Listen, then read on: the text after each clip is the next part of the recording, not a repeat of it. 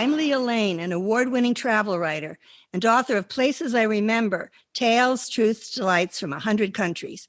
On this podcast, we share conversations with travelers about fascinating destinations and memorable experiences around the world. Singapore is a tropical island in Southeast Asia off the southern tip of the Malay Peninsula, home to about 6 million people.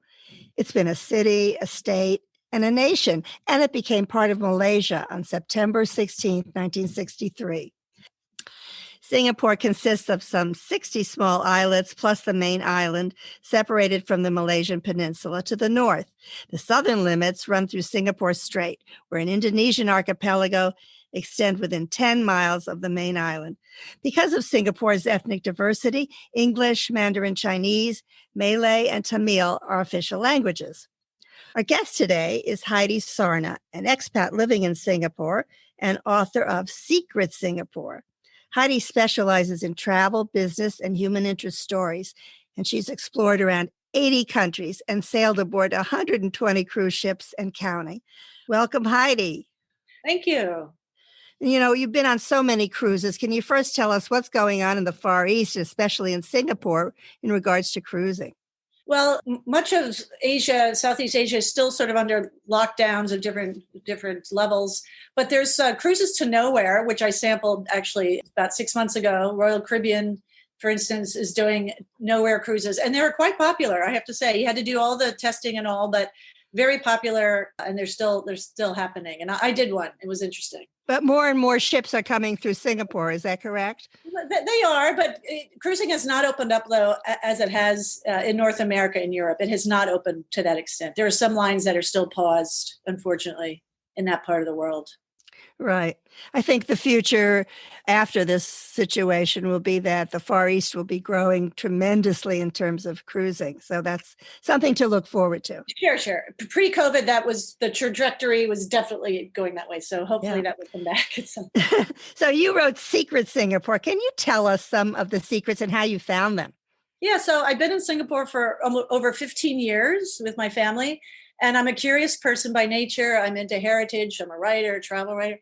So I started exploring and I realized that there's just more than meets the eye. A lot of people assume, partly rightly so, that Singapore is full of skyscrapers and modern everything, and they just have bulldozed the old stuff. But in fact, if you nose around, there is a lot of secret things, old ruins, seawalls. I especially love the old seawalls of Singapore. Singapore has a lot of reclaimed land. So if you know where to look, you can find the original coastline, which is a thrill for people. How far back do those walls go? Yeah, so the walls that I found were about a century old. And that's one of the secrets in the book. And, you know, in the old days, there were these grand mansions right up along the beach. And now there are far fewer beaches in Singapore because of the reclaimed land. So, yes, some are 100 years old, some are 50, 60 years old. Singapore's history really only goes back to the early 19th century. For the most part, there were sort of migrating groups of people in the region as far back as maybe 800 years. But the British came in the early 1800s. So there are no structures that go back before the mid 1800s. Give us a couple of more secrets that you especially like. So beside the seawalls, there's an airport called the Kallang Airport. That's an Art Deco gem that is sort of hidden now behind other buildings. And Amelia Earhart, for instance, had stopped there on her second attempt around the world. And so that's a beautiful old airport. The terminal building survives. So there is some really amazing Art Deco architecture. There's, for instance, there's a neighborhood called Joo Chiat, where you probably maybe heard of the shop houses of Singapore. Those are based on, you know, the shops are on the bottom and the people live above. And there's some really amazing old shop houses, but some have some secret elements. Like one has an old painted facade that is starting to show through. That is the oldest painted facade in Singapore. One, Lee Kuan Yew, the former prime minister, lived in. Most people don't know that. I think other secrets are old rail lines. Singapore used to have a lot of rail lines running all through it. And if you live there, you'll see there aren't any now. But you can find pieces of old track. You know, so Secret Singapore is a lot of quirky history. And it's part of a series called by Yongle Publishing. There's a secret New York, there's a secret Rome, there's a secret. He has at least 100 titles, and it's sort of quirky secrets that mostly appeal to locals and people that are long-term residents, because maybe for some tourists, they won't care as much about some of these offbeat. But, there's some old mansions too in Singapore that a lot of people don't know about because it's a tropical country, the jungle swallows up things quite quickly. And so there can be things hidden in plain sight and you just don't know because of the foliage. But if you know and you read blogs or you read my book or you nose around the internet like I do, you can sort of crawl around through, into the bushwhacking a little bit. Like there's an old, here's another secret. There's an old Shinto shrine, the ruins of a Shinto shrine from World War II. The Japanese occupied Singapore for a couple of years. It was brutal occupation. And then they started building things all over Singapore, including a Shinto shrine. And then when the Japanese were run out and the British came back, most of these things were destroyed, but there are still remnants in the forest. And I went in there once with a local guy who knew where it was. That was so interesting. The stone steps were still there, the font, some ceremonial stone font, but all hidden in the jungle. Like you wouldn't know it unless you had some insider tip about it. Really interesting, because I know many people don't think of Singapore as having any of this kind of thing. Exactly. It's, as you said, a modern city, and they go for that. So really, really interesting. Well, when you get to Singapore, the first thing you notice is the airport. I know it's known for being efficient and modern and terrific, but they have something now called Jewel Changi Airport. It's a nature-themed entertainment and retail complex. It's linked to 3 of the terminals. The centerpiece of it is the world's tallest indoor waterfall called the Rain Vortex. And your secrets sound very interesting because they're natural. This one is a typical Singapore splendor because it's a terraced forest. It's 10 stories high. It is 5 stories above ground, 5 underground. There's more than 2,000 trees and 100,000 shrubs. And it's probably the largest indoor garden in Singapore. And they have old trees, hundreds of years old, weighing 3.5 tons each. So you can go outside or inside to find nature in Singapore. Have you seen that? Yeah. It's quite something. I mean, the airport in general, Changi Airport, truly is the best airport that you could just go to. I mean, it's a pleasure. It's efficient, as you can imagine, and all that. It's clean, but then they have features like this. I mean, Jewel takes the cake. But Singapore likes making places destination. They love the phrase iconic destination lifestyle. They have these sort of goofy words, but it really is. Local people would go to the Jewel just to see the Jewel. They're not flying anywhere just because of how you described it. It's quite amazing, and there are a lot of restaurants around. And so there's something called Gardens by the Bay also, which is similar, an amazing outdoor or indoor nature garden, sort of paralleling the outdoor tropical. Yes, Gardens by the Bay is a gigantic garden, and it has 3 main attractions. There's a flower dome, the cloud forest, and of course the super trees. People see that all the time when you look at pictures of Singapore, those huge trees. And they're greenhouses and all that kind of thing. It's good for the environment, but it's also become kind of a logo. And as about Changi, I remember going there in the 1980s, and everybody commented that I think they did a statistic that you could get through customs in 17 seconds. It was so efficient. And that was a time when, there were many more things to stamp and so forth. We didn't have fast, go through kinds of things.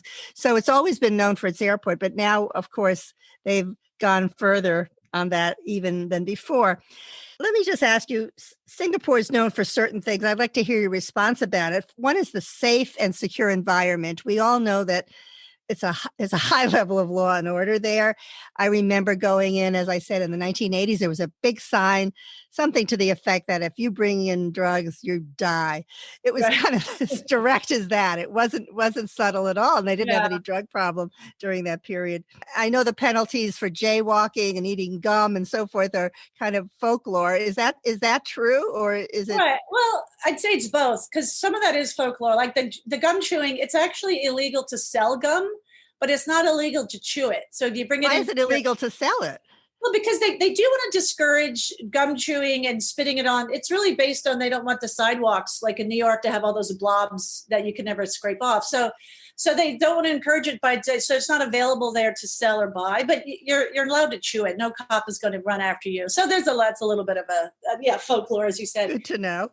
But in general, there are rules. I mean, jaywalking I've done. Nobody says anything about that. But yeah, there are rules which you really see in the COVID era. Like if you don't wear a mask, it's like a real thing. Like then you get fined or you get in trouble, So, it's a benevolent dictatorship. I think that's how I would look at it. But things work well, and it really is sort of a pleasure to live there for the most part. Like I didn't feel like my freedoms were impinged upon, really. Well, I know it's considered one of the safest places in the world, so that is a part of it. Let's talk about something a little more fun, because I know that Singapore is a haven for foodies, and all kinds of foods are served, and there's something that's called a hawker center that I'd like you to tell us about. Right. Well, so back in the day, say before the 1960s, hawkers were actually men mostly who would go door to door hawking their food. And so they might have a pole across their back with two big hanging containers of food in a basket or such. And they would just go hawking through the streets, calling out whatever they were selling, chicken rice and whatever they would probably be selling it in Chinese. And then people would come down, or they'd send their staff down to get the fresh food. And so that was the hawker culture. But then when Singapore cleaned up its act and cleaned the rivers and tried to get rid of some of the busking and the selling on the streets, then they put these food sellers into hawker centers. So then all over Singapore are hawker centers. They still call them hawker centers, although they're really food courts, how an American would understand them. Yeah, and they're all over the place. A lot of local Singaporeans don't cook that much at home, unless you're really wealthy and you have people helping with that. But if not, and both people are working and they have kids and they're juggling their lives, they eat in the hawker centers, and they're often built around the towering complexes called the HDB, the Housing Development Board flats that most people live in. So yeah, they're all over the place. They're affordable. It's self-serve. You wait in line, you get your tray, and you sit down on a plastic chair. And so, some are better than others. I can't say I like all hawker food, but some of it, if you know where to go, they say look for the stall with the longest line, of course, because there's a reason. I mean, sometimes you literally see 30 or 40 people in line because it's so tasty, and it's like $4.50 a plate for whatever they're getting. So yeah, I mean, I go to them. I love the local coffee. They're called Kopi, Kopi. I'm craving the coffee. I've been in the U.S. all summer, and I miss my Singapore coffee. What is the difference? What makes it so special? I know. I mean, I'm not a coffee expert enough to explain it, but it's gritty, and it's like thicker. It's more grainy, and it just has a really different flavor. They often mix it with condensed milk. I know that's not good for you, but that's really tasty. Sounds good. And then they pour it out of this long. You might have seen pictures, like a long. A tin sort of pouring thing, and they stretch it up and down so that it drops from their arms stretched out down into the cup, and that makes it frothy in a certain way. It's a whole ritual. Fun. So yeah. Yeah, I think besides the hawker centers and the night markets and all these kinds of places where you can get local food, Indonesian, Malaysian, Chinese, Indian, Thai, whatever, Western. There are also Michelin star restaurants. I read there are many, maybe 40 of them in the area. So it is a foodie haven for all levels of cuisine, I gather. I'm going to mention just a few popular foods. If there's any that you especially like, just chime in. There's chili crab, laksa, barbecued stingray, fish head curry, satay, Singapore noodles. Any others? Well, laksa, you mentioned that gets me salivating. I love laksa. That's a coconut-based soup with noodles, and there's different versions of it, but noodles and some seafood, and it's just a really spicy. Yeah, I love laksa. It's not a diet food, but it's really tasty. And Sri Lanka, and you mentioned the chili crab. Most of those come from Sri Lanka. And they're quite expensive. Even in a hawker center that looks quite run down with red plastic chairs, if you want the Sri Lankan chili crab, that's going to cost you $20 or $30. Whoa. But people love it. And the fish head curry, I have to say, that is not something that interests me, but that's very popular. And the little head is floating in there. And for some people, I'd say generally Chinese often like to eat meat off the bone. And so they like that the bone is there and the cartilage, and it's a very tactile cuisine. And I would say generally Chinese tend to like that. There's something called, I don't know if you mentioned carrot cake. Now that's one thing when I first arrived, I'm like carrot cake with frosting on it. But no, carrot cake in the Hawker Center is made from turnips and it's so tasty. It's like shredded turnips, like almost made into sort of like a pancakey thing. And then it has some syrup on it. It's so tasty. So why do they call it carrot cake? That's the obvious question. I know. Well, I think even in India, there's this white kind of turnip that looks like a carrot. I know in India they do. And so I think maybe it's connected to that because, yeah. I think it would be interesting for someone expecting that carrot cake with frosting to get turnips. Yeah. But I'm sure it's delicious. It is. Let's see. What are some of the other things? How about the Singapore Flyer, this huge Ferris wheel? It was the second largest in the world until Las Vegas High Roller in 2014. That gives you a good view of Singapore, I would think. Have you been up? It's funny. Actually, I'm not crazy about heights, but I sent my husband and kids on it like 10 years ago. And, I would say that is a little bit of much of a muchness, as actually my husband has that great line, much of a muchness. So it's quite expensive to go on it. And it's not the best view, actually. Oh, really? Where is the best view? Right. So one of the best views that I've written about, for instance, is in a building, the Swiss Hotel is a building near the Raffles Hotel. But Swiss Hotel has a bar restaurant on like the 70th floor. And that's the best view. And so there's a bar part of it, and then there's a brunch place. So that's a much better view. The Singapore Flyer isn't that high and has, it's not a bad view, but you can't see all of the island from. How about a view from the Helix Bridge? That's a bridge that's spiral in the form of the human DNA. I know it has 4 viewing platforms. Do you get a good view there? That's pretty low, but it's a cool bridge. You can see the bay, you can see the Singapore River, you can see some of the oldest part of Singapore colonial architecture is at the mouth of the river, and the Helix Bridge is in that area. But it's not high up. It's so. That if I was a tourist, I'd say that you should walk across the Helix Bridge. How about nightlife? Is Clark Quay? Is it pronounced Clark Quay? Or Clark Quay? Yeah, is that the area?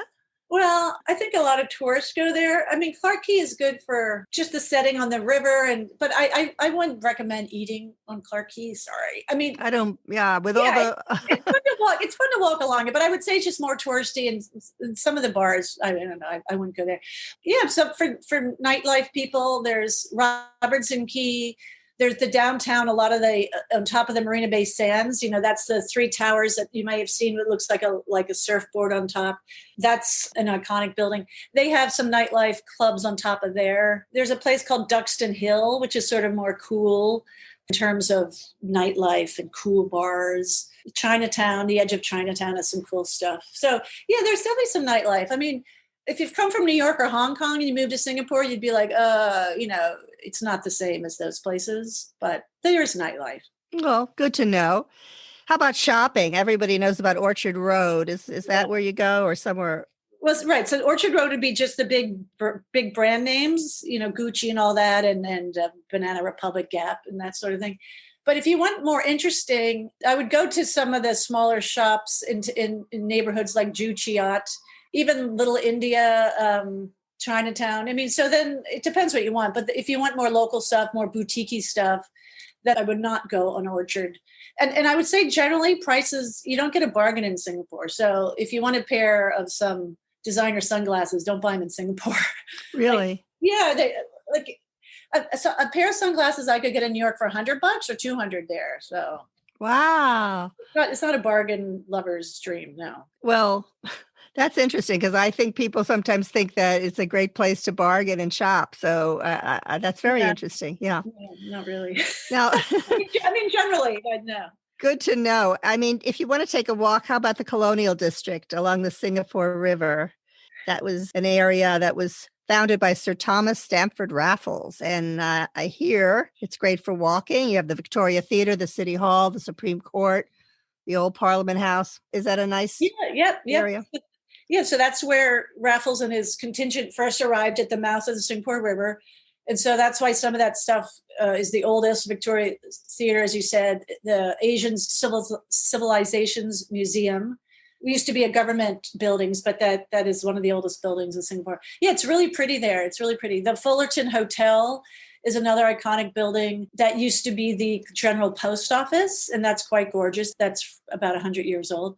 So yeah, definitely, even though it's touristy, definitely I would recommend walking around there. There's 2 or 3 bridges that span the Singapore River that are still there from more than 100 years ago. Many of them were built with Scottish steel, and they were brought over in pieces from Scotland and reassembled in Singapore. And you can still see, like, the Scottish name on the, somewhere on the bottom of the bridges. Like, the bridges are really cool. And there's some really nice mid-century architecture there. I'm sort of getting more into architecture. There's a really cool brutalist building along the river, the Singapore River. So it's a really neat area, definitely walkable. Well, also, since we're talking about Raffles, there's a hotel that's one of the most historic in the world called Raffles. And in his 1889 book, From Sea to Sea, Rudyard Kipling writes of a place called Raffles, where the food is excellent and the rooms are bad. Is that still true? That's funny. Yeah. So the Raffles was just renovated again. I mean, it looks amazing, and parts of it date back to the mid 19th century. But originally it was a small hotel with mediocre rooms, like he said, but it became a place where people like him would hang out. And so the reputation was of it being a place to meet other writers and politicians and bigwigs and stuff. And then it evolved over the years to have grander buildings and what you would see today. But it really did start as sort of a humble, almost tropical lodge. Like you said, the rooms were bad, but they're not bad now. Trust me, they're really nice. But they're expensive. Yeah. But you feel like you go back in time when you're there, just walking around. Some of it's a bit touristy, like this Singapore sling drink. I mean, I'm just saying, like $30, like, don't do it. Well, it's a gin. Singapore sling is a gin-based cocktail, and it contains pineapple juice, lime juice, curacao, and Benedictine. You're saying that's $30. Right. No, I mean, it's tasty, but I'm saying that it can be a little too touristy, gougy. Like, yeah. Well, you can have high tea there. That's fun too. That's always some people enjoy when they go around the world. And there's something called the Long Bar. That's just a famous place to look at. It's a tradition there to throw nuts on the wooden floor to help with clearing the dust. So people still throw nuts on the floor, I gather. Right. But the Long Bar is one of that room's been completely redone. So of all the places in Raffles, that's the one place that I don't care to go to anymore because there's nothing original about it. I know I'm being negative, but there's you're being helpful. I'm being but parts of the Raffles Hotel complex are authentic and just stunning. But yeah, I actually I direct people away from the Long Bar because it wasn't there, and it was used to be in a different part of the building. You're giving us really inside information, so it's terrific. Well, the name of the podcast is Places I Remember. So, Heidi, can you please give us one of your special memories of Singapore? Well, I would say, sort of going back to something earlier I was saying about the jungle swallowing up things in Singapore just because it grows so fast and it's tropical. So when I first started nosing around, because I'm a heritage buff, as I said, I had read about an old Malay mansion or palace, even it was described, just off of a busy road near the Botanic Gardens, which is near where I live. And I just couldn't believe it. And I kept reading these blogs, and then I tried to find it. And then the first attempt, I just was like walking in circles and getting bitten by mosquitoes. But I kept reading, it was there. And then finally I got better instructions from one of the bloggers, and I really bushwhacked through the jungle with long pants on and, mosquito repellent. And it was just like a quarter mile up this little hill in a really heavily wooded area. And there were the ruins of a Malay royal palace. And it's still there. It's such a thrill. So in a way, that was a symbolic moment too, of like hidden in plain sight. There really are more layers to Singapore. Peel the onion, explore. And that propelled me to get into the Secret Singapore book too. That was the first secret that I wrote up for the book. And so that has a special place in my heart. Oh, well, thank you, Heidi Sarna, author of Secret Singapore. You've shared some of those secrets here with us, and we really appreciate it. I'm going to toast you with an imaginary Singapore sling. Yeah. Cheers. Cheers. Thank you.